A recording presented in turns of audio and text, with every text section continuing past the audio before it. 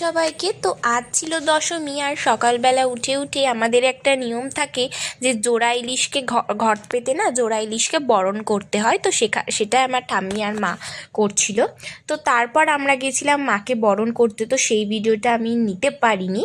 তো তারপর এখানে দুপুরবেলা আমরা বসেছিলাম আমাদের উঠানের সামনে। দেখো এই সময় অনেকই ঠাকুর যাচ্ছিল, তো ওটা দেখার জন্যই প্রায় সন্ধে পর্যন্ত অনেক কটাই ঠাকুর আমরা দেখেছি। তারপর আমাদের যে পাড়ার যে ঠাকুরটা বেরিয়েছিল সেদিন সেটা তো আমরা গেছিলাম, প্রত্যেকবারও আমরা যাই। প্রায় অনেকটা হাঁটার পর এখানে এবার হবে মায়ের বিসর্জন। তো সবাই বিসর্জন করে দিয়েছে। এবার আমার বাবাও যেহেতু ঘাটে নেমেছিল, তো বাবা তো পুরো ভিজে একাকার।